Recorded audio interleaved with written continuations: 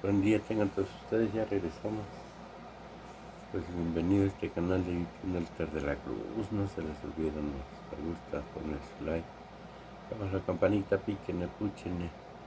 Pues vaya que si están furibundos los narcopanistas y priistas con eso de los libros. Increíble, es una aberrante vergüenza. Twitter. Hay que quemar los libros. En 1933, Hitler, Narco Cortés. Hay que destruir los libros, Narco Cortés. Y apareció el cabeza hueca de Fox. Gobierno del PAN cancela un libro de texto de la SEP. No se distribuirán en estos estados. Hay mucho más propósitos que libros de textos. No podemos regresar al oscurantismo. El libro que quisieran. Mochemáticas, primer grado. Incluye introducción a las gelatinas. Acciones al 130%. 130%. Dice, mi hija tiene el 20%, yo el 80% son 100 y mi esposo 30%, 130% de las empresas.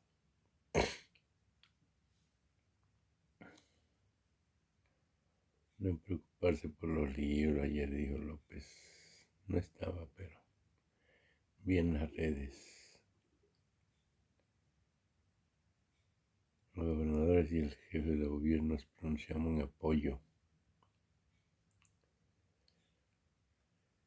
El PAN propone la destrucción de los libros. Nosotros que se distribuyan entre la niñez y que se lean. Hoy sí salieron muchísimos maestras, jóvenes de matemáticas, jóvenes con licenciatura, con maestría y doctorados, donde participaron y que defendieron. Son muy jóvenes y tienen sus maestrías ya. Bueno, pero sí está tundido Fey, precisamente Twitter, y está el Instagram, TikTok, que guay. Están con todo defendiendo los libros. Maestras con doctorados, maestras que tienen más de 4 décadas en la docencia. Ahí está el mentecato de remedo de hombre, costal de pus. Totalmente de acuerdo con mi tocayo Javier Alatorre. Sobre la mierda de libros de texto gratuito que pretenden envenenar el alma e intelecto de nuestros chavos. Lárguense a un país comunista. Aquí somos liberales. Lean el artículo 3º constitucional, que por cierto le dieron en la madre ustedes.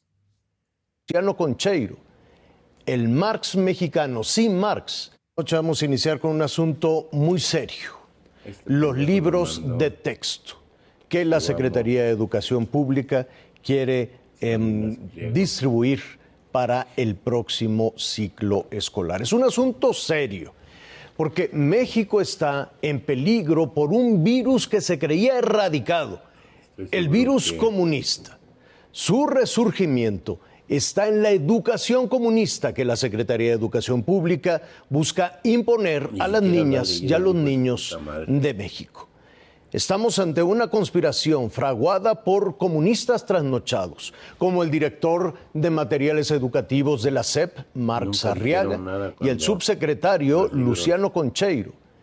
El Marx mexicano sin Marx incluso trajo de Venezuela al exfuncionario chavista Sadi Arturo Loaiza. Los manuales que van a utilizar los maestros es otro tema también serio.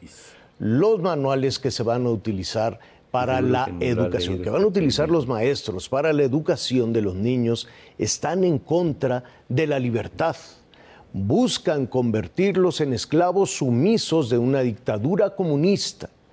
Son las guías de la educación comunista que pretenden que los niños no lean, no aprendan matemáticas, lógica, ciencias, ética o historia sin distorsiones. No quieren que sean mejores, que seamos mejores. El objetivo de estos comunistas es que los negocios, hasta los más básicos, los changarros, sean mal vistos. Los comunistas promueven. Lo bueno es que ya llegué.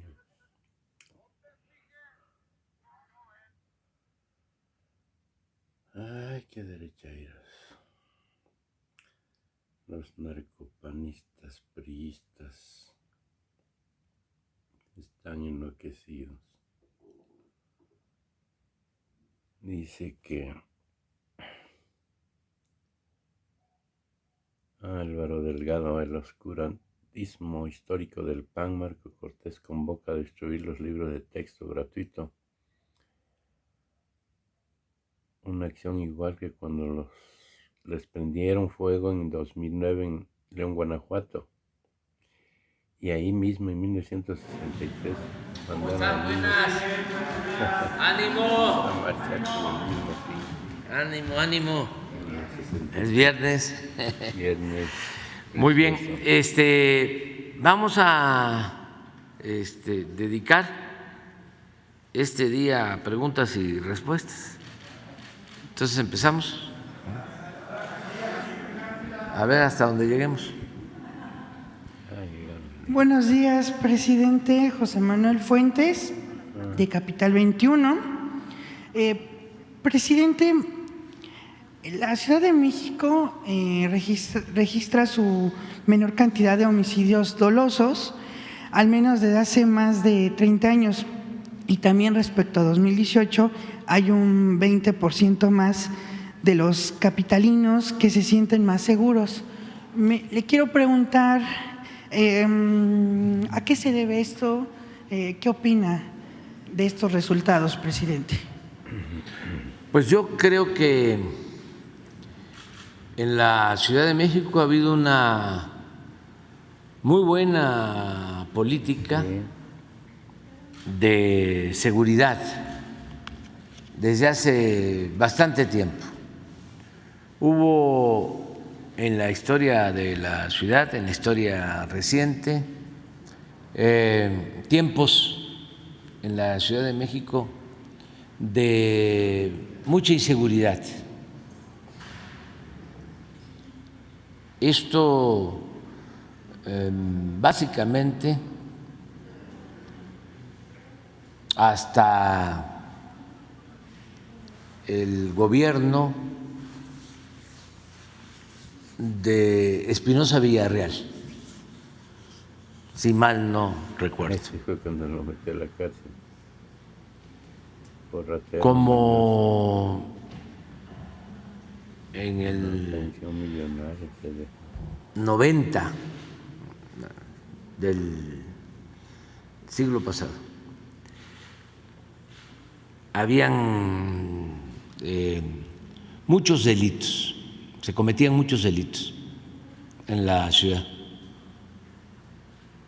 Tenía esa fama la Ciudad de México de que robaban, que habían asaltos, asesinatos, y sí,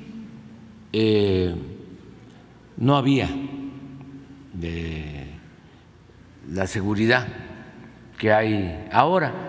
Fue un proceso, llegó el ingeniero Cárdenas empezó a atender el problema. Luego me tocó a mí ser jefe de gobierno.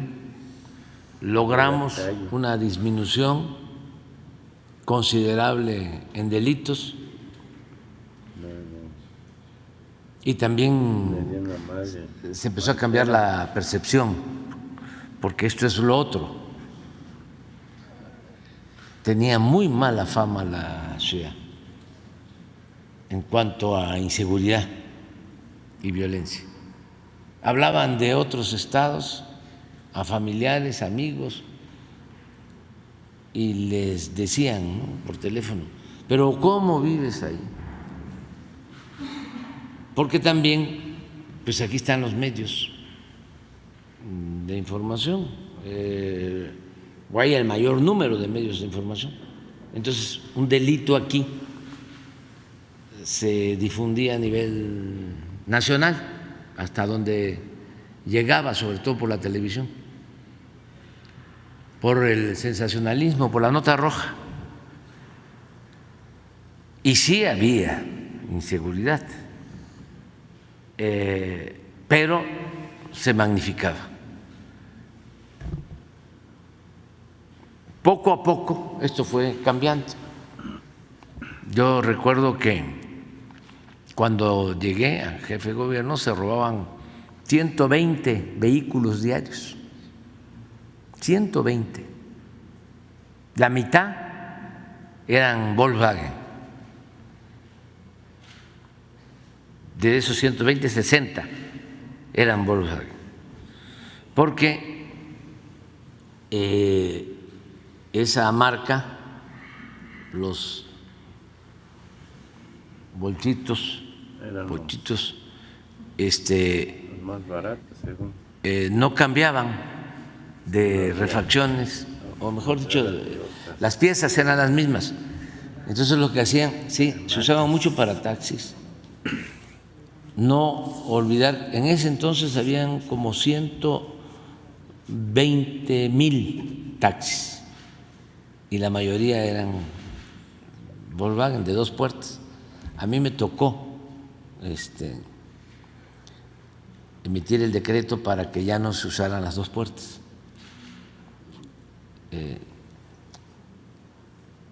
Y se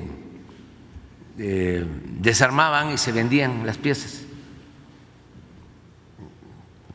Entonces era lo que más se robaban en ese entonces. Poco a poco se fue logrando la disminución. Lo más doloroso eran los robos de vehículos a mano armada, porque a veces los automovilistas ponían resistencia y eran jóvenes,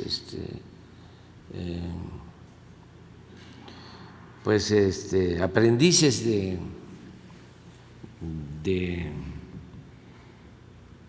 sicarios, de delincuentes, y disparaban. Eran muy dolorosos el robo con violencia que causaba la muerte a la persona. Entonces fue eso cambiando. Yo dejé, creo que como en 80 robos diarios, menos de 80. Luego Marcelo Ebrard bajó mucho también, siguió la disminución de robo de vehículo y de homicidios. Cuando yo llegué eran 3 homicidios diarios, lo dejé en menos de 2. No había en ese entonces bandas de narcotráfico. Los homicidios, como los robos de vehículo, tenían una dinámica distinta, pienso, que la de ahora. Por ejemplo, el robo de vehículo se daba más martes, miércoles y jueves. Subía. Ya el viernes y todo el fin de semana bajaba hasta el lunes. Sí, vamos. Y ese era el comportamiento. O sea, martes, miércoles y jueves, me acuerdo bien, cuando más robaban. Sí, porque robaban y se iban de paseo el fin de semana, ¿sí? Y el homicidio no, al revés. El homicidio, no teníamos homicidio ni lunes, ni martes, ni miércoles, ni jueves, viernes, sábado y domingo, porque tenía que ver más con las fiestas y el alcohol. O sea, se podía tener el lunes, martes, miércoles un homicidio diario o no habían homicidios.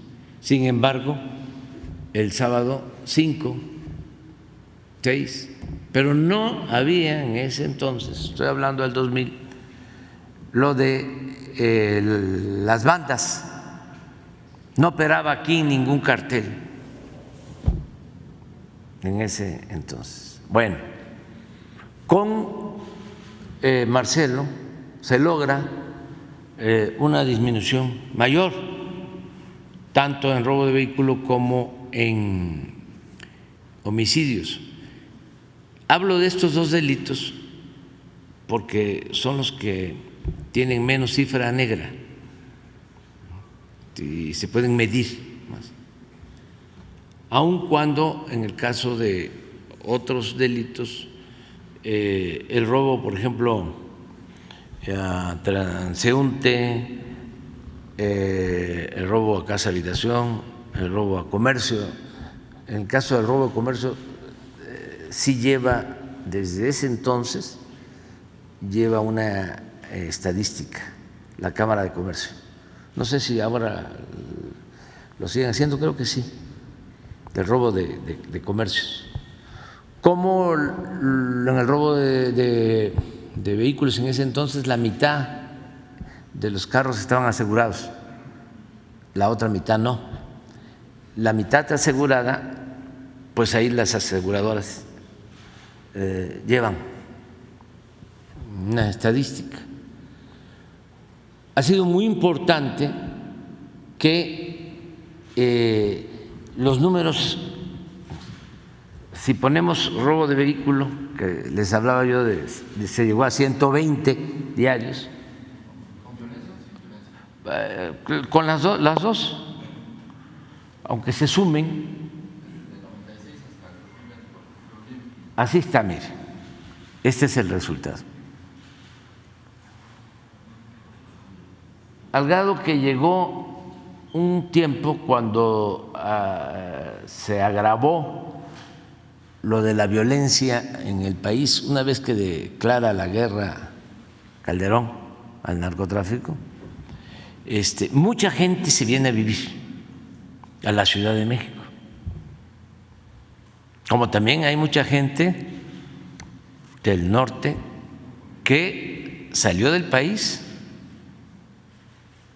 en la época de Calderón, nada más que eso ya no se dice.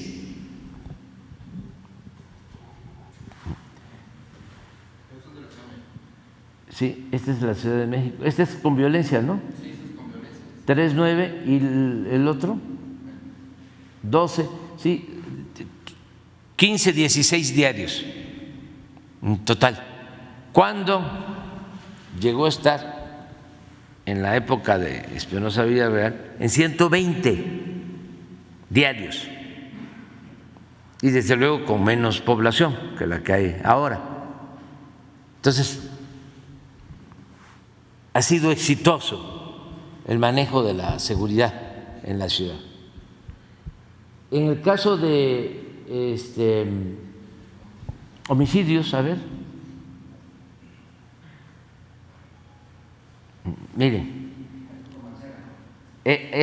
se dio en el sexenio pasado, se dio esto, pero volvió a estar en una tasa de 2.3. Yo estaba por aquí.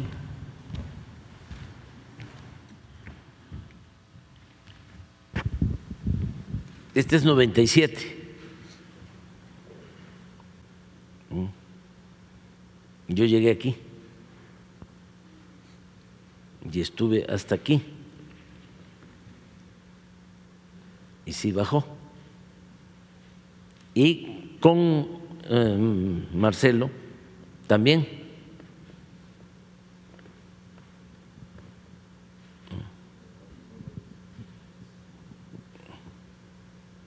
¿Aquí quién estuvo? Miguel Ángel Mancera. Ah, sí. Miguel Ángel Mancera. Aquí fue donde iba bien, ahora sí que también que iba, pero aquí se fue. Aquí, 18, mira, incluso 19 también, y empezó a bajar.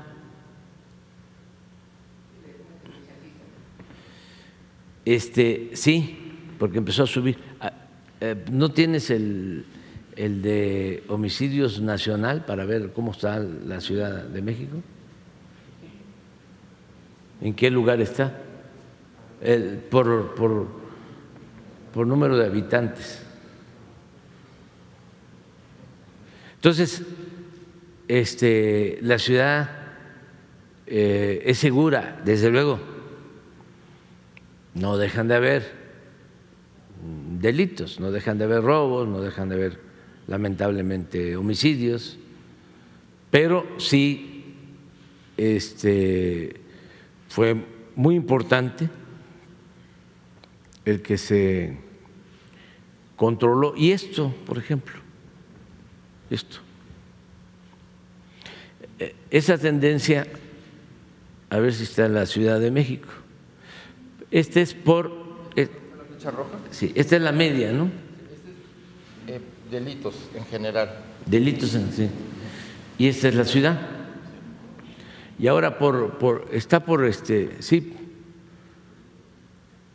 Esos son los delitos. A ver, en homicidios.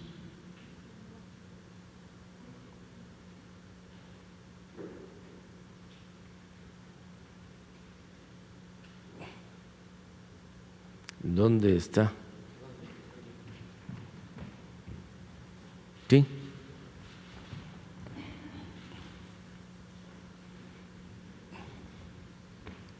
A mitad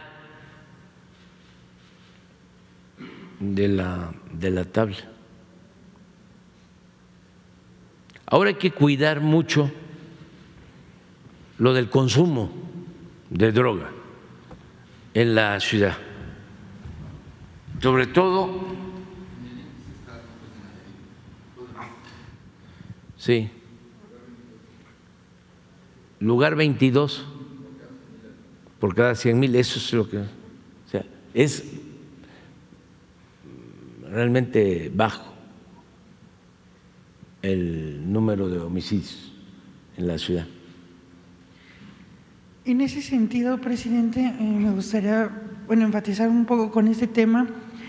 Entonces, la Ciudad de México sería un claro ejemplo de que atacar desde la raíz el problema que genera la violencia funciona. Sí, aquí se logran estos resultados en buena medida por los programas de bienestar. Eso ha ayudado mucho. Otras cosas también, por ejemplo, no son malas las policías de la ciudad. Hay 4 corporaciones: la policía preventiva, la policía auxiliar, la policía bancaria y la ministerial, y son buenas. Cuando yo llegué a jefe de gobierno, ya el finado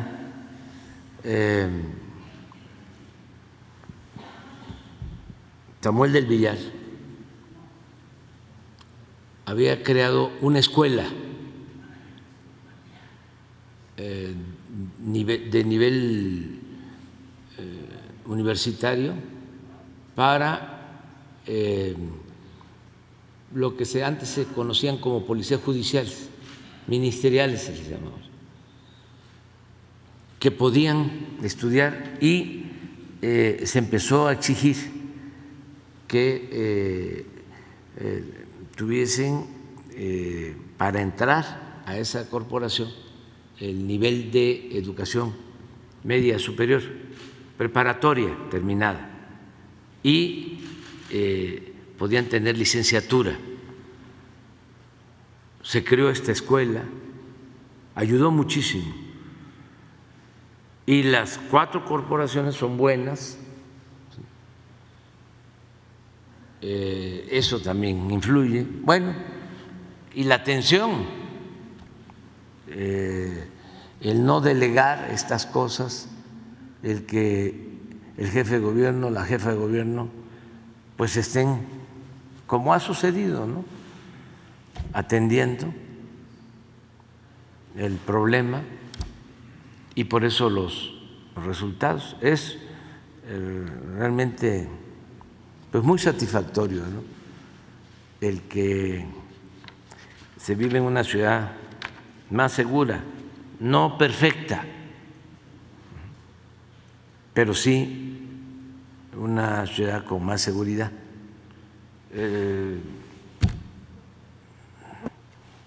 Cuando la crisis de la violencia de Calderón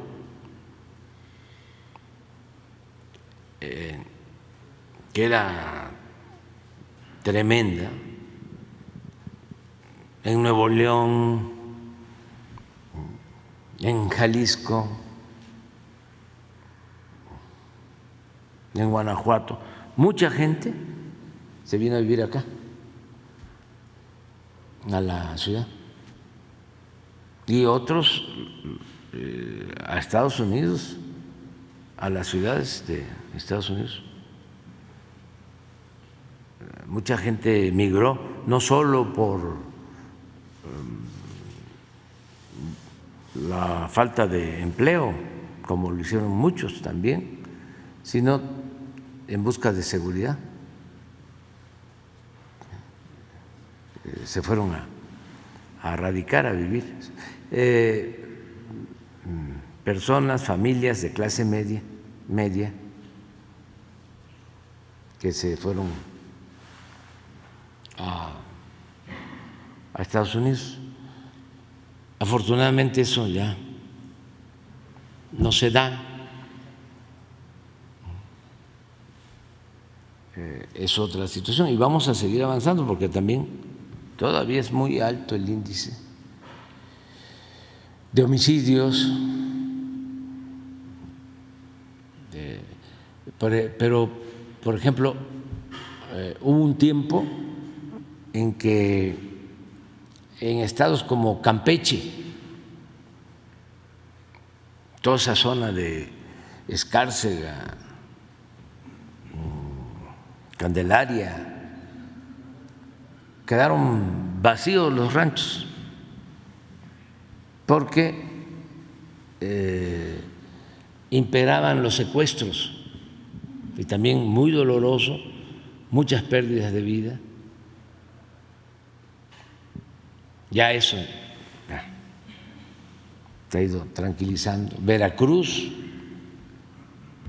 lo mismo, muchísimos secuestros. Ya no es igual, siguen habiendo, pero no es lo mismo. El dato de ayer, por ejemplo, de secuestro, es muy indicativo. No sé si tenemos pero el completo desde tiempo atrás, así como el de homicidios en la ciudad, desde el 97, perdón, 97, lo más que se pueda para atrás, en secuestros. Bueno, llegaron a secuestrar a Gutiérrez Barrios.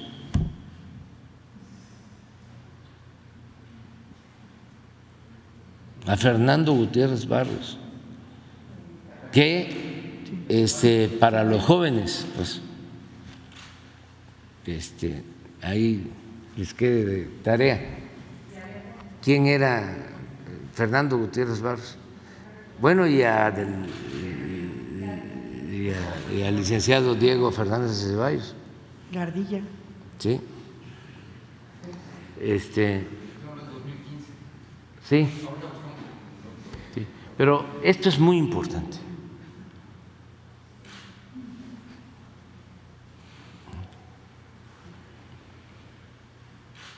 Pero llegar a secuestrar a Fernando Gutiérrez Barrios ya da una idea de el nivel de descomposición y contubernio entre delincuencia y autoridades que existía.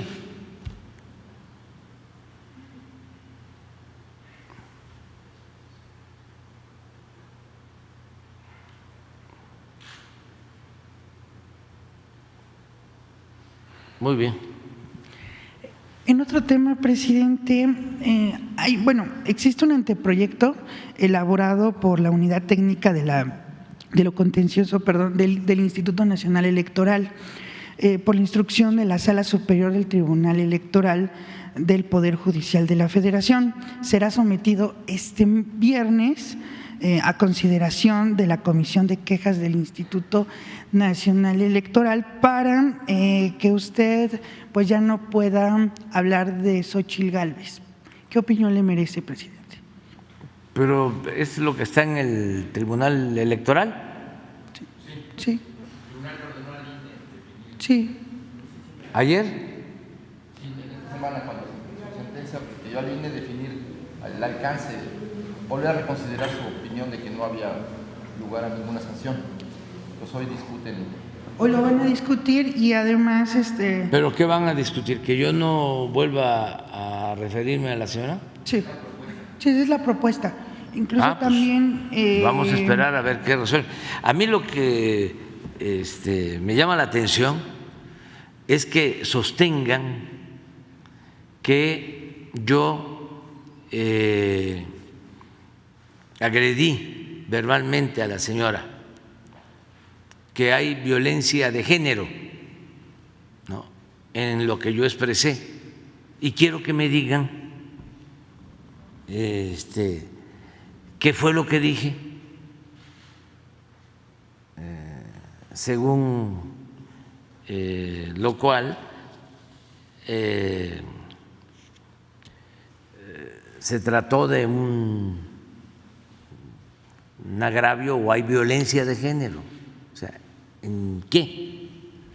Porque el otro día comentabas de que porque dije que era la candidata del bloque conservador, pues es cierto.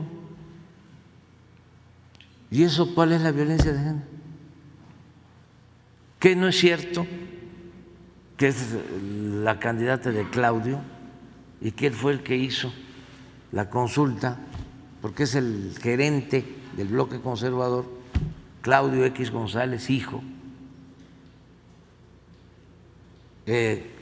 con los que integran este grupo, llegaron a la conclusión de que ella era la mejor opción y a partir de ahí echaron a andar toda una campaña en favor de la señora. ¿Dónde está la violencia? Esto es política y es lo más legal que puede haber. La política es, si no un arte, si no una ciencia, es un oficio. Pero además es lo que permite que nos organicemos como sociedad. Por eso se le llama a la Constitución, Constitución política de los Estados Unidos mexicanos. No, porque no estoy llamando a votar por nadie. Pero el artículo dice que usted no debe de influir en la equidad de la competencia entre los partidos políticos. No estoy influyendo, estoy hablando nada más de una realidad, que existe un bloque conservador que está en contra de la transformación del país, y esto lo he dicho desde siempre, que es un bloque de conservador muy corrupto. Pero después de que Fox se metió con usted en el 2006, que eso violó Fox la Constitución, usted está haciendo prácticamente lo mismo, presidente. No, yo lo que estoy advirtiendo es de que quieren los corruptos, los que saquearon a México, regresar a hacer lo mismo. No somos iguales y tenemos la obligación de advertirle a la gente. Si usted ve que alguien se va a meter a un domicilio a robar, pues lo tiene que denunciar. Pero para eso usted tiene a Mario Delgado, por ejemplo, a los presidentes. No, pero yo no sé, ese es partido. No. El gobierno está obligado a garantizar la justicia, ¿sí?, la honestidad y la democracia. Esa es la función. Y yo tengo el derecho de decir, y además tengo las pruebas de que son una pandilla de rufianes, de corruptos, que le han hecho mucho daño al país. Entonces no estoy metiéndome en cuestiones de género. Esto no tiene que ver con hombres, no tiene que ver con mujeres. Aquí he dicho de cómo la maestra Elbester Gordillo le ayudó a Calderón en el fraude electoral. Aquí he dicho de que el fraude electoral que se cometió en el 2006 causó muchísimo daño al país. Presidente, pero ¿por qué no presenta denuncias en la Fiscalía? No, las he presentado durante mucho tiempo y las han archivado. Yo he denunciado a todos, a los corruptos. Es más, he escrito libros denunciándolos y he presentado pruebas. Y ahora lo que hice fue eso. Llegaron aquí y me dijeron, miren, la señora Xóchitl, que la escogen los oligarcas para engañar, y resulta que siendo jefa delegacional su empresa recibe contratos de desarrolladores inmobiliarios que hacían gestiones en la delegación. Entonces,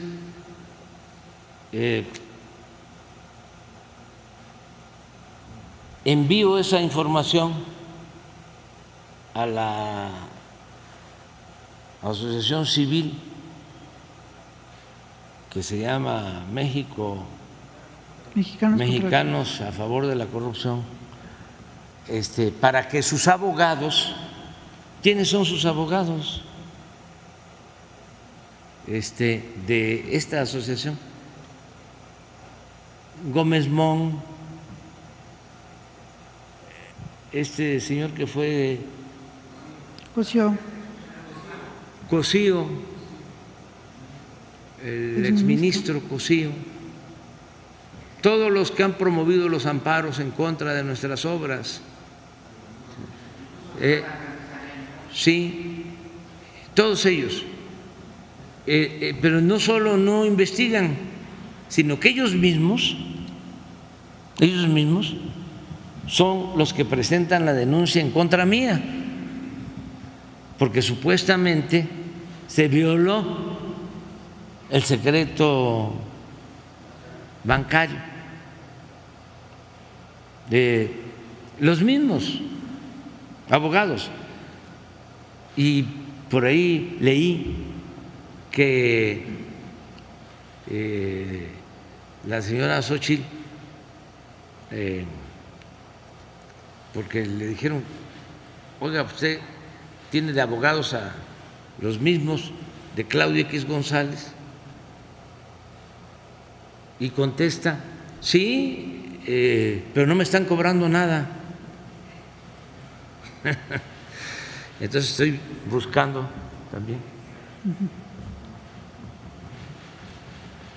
Pues claro que no le están cobrando nada, pues que es el mismo grupo, ¿no? ¿Cómo se llama? Litigio estratégico. Entonces yo entiendo, ¿no?, que estén molestos porque pues no todos somos aplaudidores, no todos, no tú, pero no todos somos como los dueños de tu periódico, ¿sí? Presidente. Tenemos posturas distintas y qué bueno que existan personas como los dueños de tu periódico que tienen una postura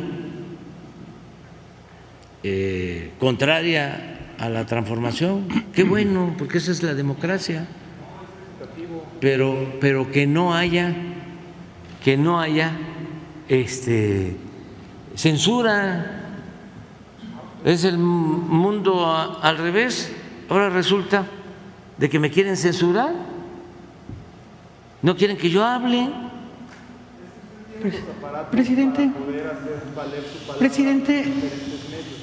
No, tengo la oportunidad, como cualquier ciudadano, de manifestarme libremente. Presidente, le quiero preguntar. No, espérate, es que es interesante. Todos los ciudadanos tenemos derecho y tenemos libertades. Usted es funcionario. Sí, pero estoy defendiendo intereses del pueblo, estoy defendiendo, ¿sí?, las causas por las que me eligieron. Tiene un buen vocero, ¿por qué no usa al vocero para que emita su postura? Porque a veces no quiere él y entonces la gente dice es muy bueno Jesús, sí, pero hágalo usted también. Entonces como no deja de ser interesante, ¿no?, quitar máscaras. No, imagínese, si la mañanera, no, si con la mañanera no logramos equilibrarnos.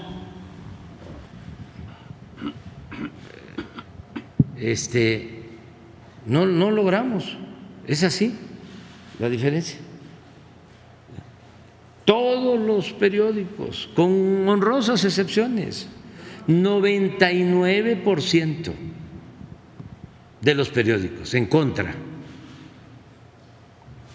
Como el que está ahí. 99.9 de las estaciones de radio en contra. 99.9 en contra.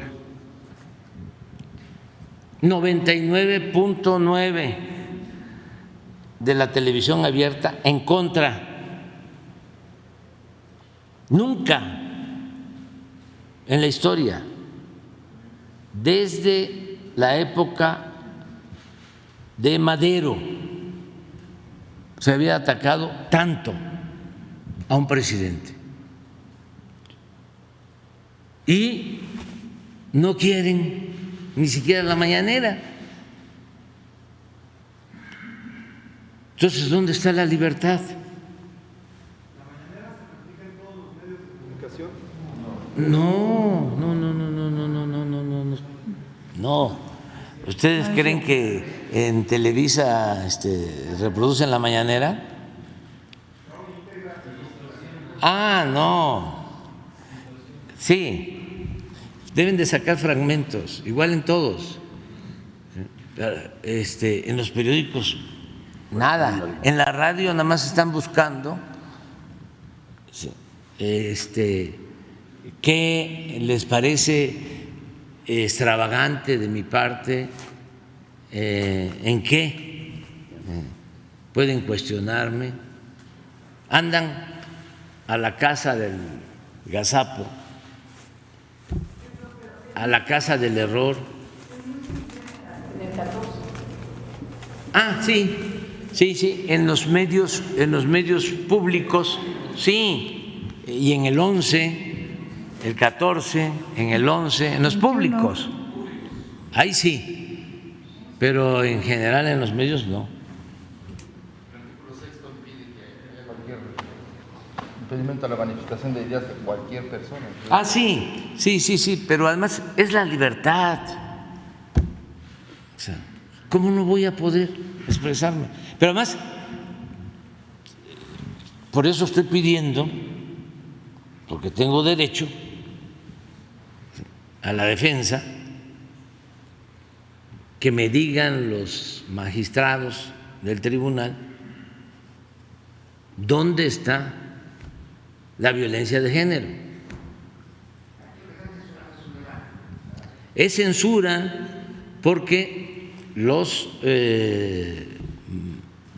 magistrados del tribunal, como los jueces, los magistrados, los ministros de la Corte, la mayoría, la inmensa mayoría, están al servicio de la oligarquía, de los grupos de poder económico, los que antes se sentían dueños de México,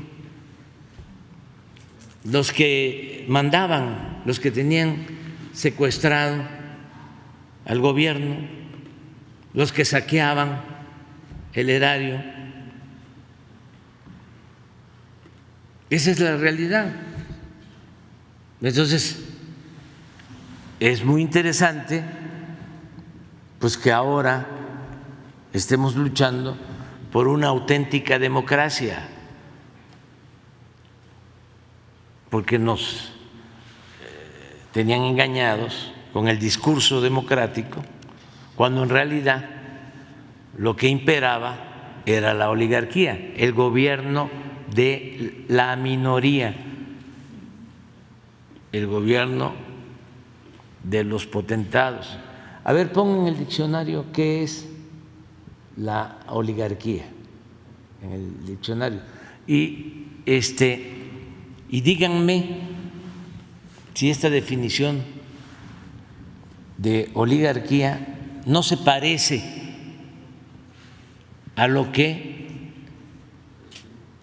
se imponía en México, lo que predominaba en México. Díganme si no era una oligarquía. Y luego pones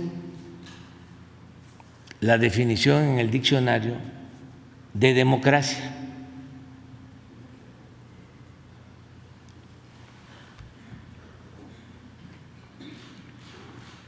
Y ustedes y quienes nos están viendo que decidan qué había, ¿era oligarquía o era democracia? A ver, oligarquía.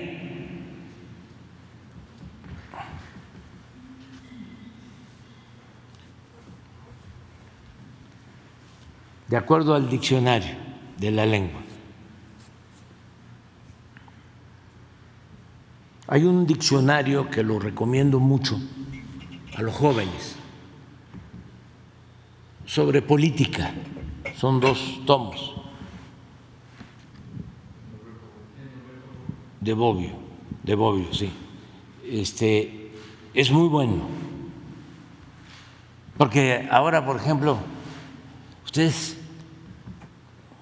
creen que los que hablan del virus del comunismo con los libros de texto saben qué es el comunismo.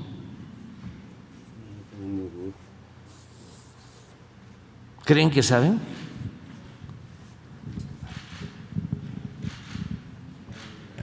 Ya ofrecí disculpas, por eso lo voy a volver a decir. Esta noche en Hechos llegan los marcianos a Nueva York y se introduce el virus del comunismo en México. Mire, oligarquía, forma de gobierno en la cual el poder político es ejercido por un grupo minoritario, grupo reducido de personas que tiene poder e influencia en un determinado sector social, económico y político.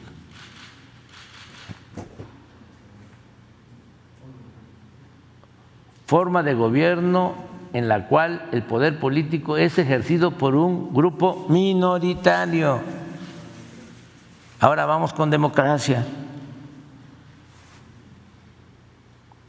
Sistema político en el cual la soberanía, que es el poder, reside en el pueblo,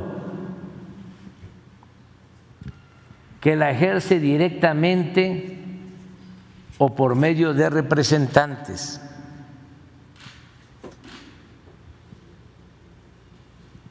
Es el poder del pueblo, no el poder de una minoría. ¿Qué era lo que había antes? ¿Una oligarquía o una democracia? Ahí queda eso. Ahora sí, adelante. Por último, presidente, me gustaría preguntarle ¿qué haría si fuera el caso de que este proyecto pues pasara, se aprobara, para seguir denunciando los abusos de la oposición? ¿Qué haría como estrategias y tratando No de hablo censurarlo? de la señora, si lo prohíben, nada más que va a seguir quedando en evidencia de que ese tribunal está vendido o alquilado. En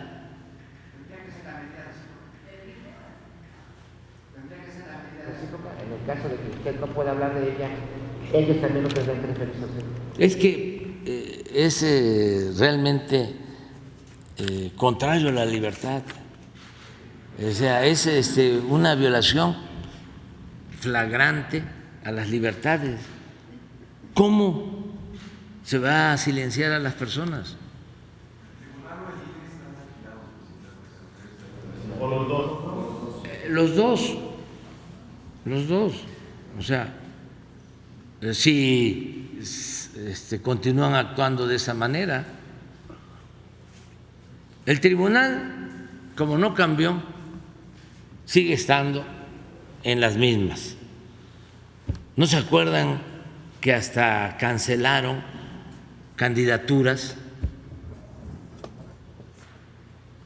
Además, sin fundamento, por consigna de potentados.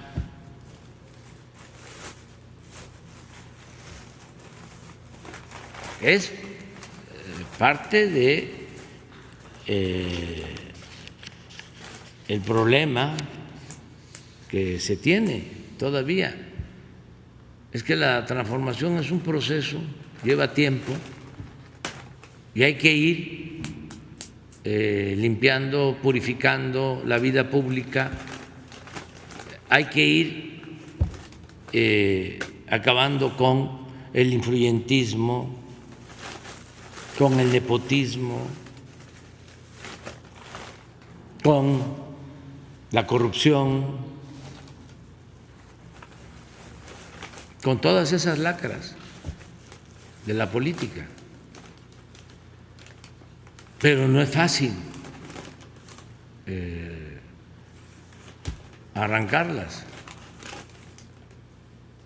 Los vicios vienen de tiempo atrás. Acaban ayer de dar a conocer de un ministro, no, magistrado del Poder Judicial, que lo destituyeron y lo van a juzgar porque de Estados Unidos se le acusó de estar protegiendo a delincuentes. Un magistrado del Poder Judicial.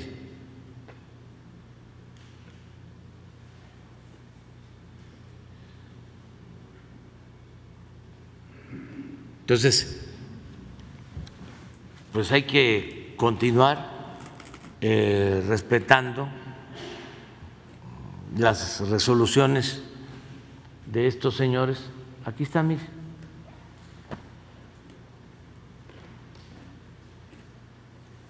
Magistrado de circuito.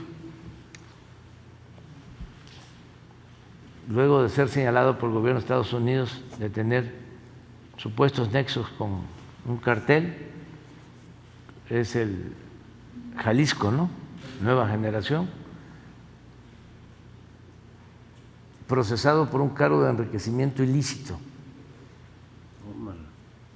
Ya había estado procesado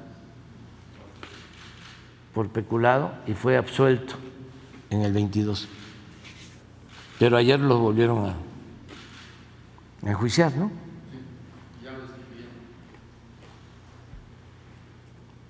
O sea, tenemos que ir cambiando poco a poco y hablando con la verdad y no limitándole a nadie su derecho a expresarse, más cuando se trata de un asunto de interés público.